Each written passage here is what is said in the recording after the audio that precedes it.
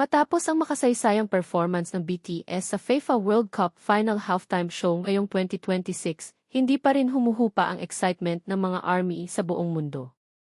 Sa katunayan, lalo pang naging abala ang 7 miyembro matapos ang kanilang pagtatanghal dahil sunod-sunod ang kanilang mga opisyal na schedule at paghahanda para sa mga susunod na aktibidad bilang grupo.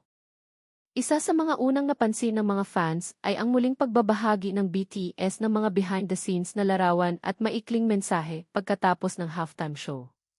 Makikita sa mga larawan ang 7 miyembro na magkakasamang nakangiti habang nasa backstage. Para sa maraming ARMY, simpleng mga litrato lamang iyon, pero naging espesyal ang mga ito dahil ipinakita nilang nananatiling malapit ang samahan ng grupo kahit matapos ang isa sa pinakamalalaking performances ng kanilang karir. Kasunod ng FIFA performance, naging laman din ng social media ang iba't ibang rehearsal clips at fan videos na kuha mula sa loob ng stadium.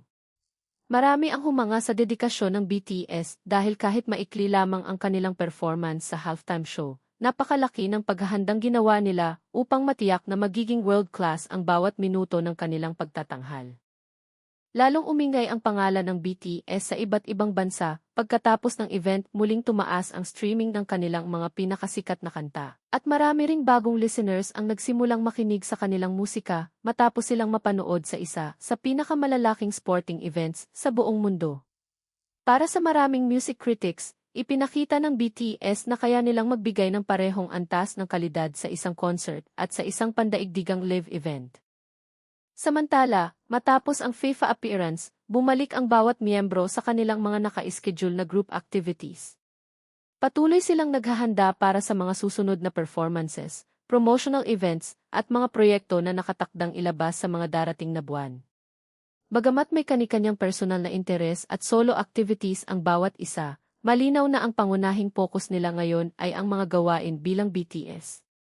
Napansin din ng mga fans na mas relaxed ang mga miyembro sa mga inilabas nilang updates pagkatapos ng event sa ilang larawan at mensahe. Makikita silang naglalaan ng oras para makapagpahinga matapos ang matinding paghahanda para sa FIFA performance.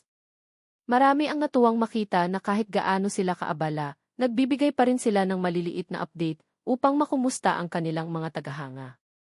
Si Jungkook ay muling naging usap-usapan dahil sa kanyang malakas na live vocals sa halftime show, habang pinuri rin sina RM at Suga sa kanilang matatag na presensya sa entablado. Sina Jin, Jimin, V, at J-Hope naman ay muling nakatanggap ng papuri dahil sa kanilang enerhiya, charisma, at synchronized performances na naging isa sa mga highlight ng palabas. Bukod sa performance mismo, marami ring fans ang natuwa sa paraan ng pakikitungo ng BTS sa ibang international artists na nakasama nila sa event kahit walang engranding eksena. Ipinakita nilang nananatili silang magalang at propesyonal sa likod ng kamera, isang katangiang matagal ng hinahangaan ng kanilang mga tagahanga. Habang nagpapatuloy ang ikalawang kalahati ng 2026, mataas pa rin ang inaasahan ng ARMY sa mga susunod na hakbang ng grupo. Marami ang naghihintay ng mga bagong kanta, panibagong performances, at iba pang opisyal na anunsyo mula sa BTS. Sa ngayon, wala pang kumpirmadong detalye tungkol sa lahat ng kanilang mga susunod na proyekto, ngunit malinaw na hindi pa natatapos ang kanilang mga plano para sa taong ito. Ang naging pagtatanghal nila sa FIFA World Cup ay muling nagpatunay na ang BTS ay isa pa ring pandaigdigang grupo na kayang pag-isahin ang milyon-milyong tao sa pamamagitan ng musika. At matapos ang makasaysayang gabing iyon, patuloy silang gumagawa ng mga bagong alaala, kasama ang kanilang mga tagahanga, habang sabay-sabay na hinaharap ang panibagong yugto ng kanilang paglalakbay bilang BTS.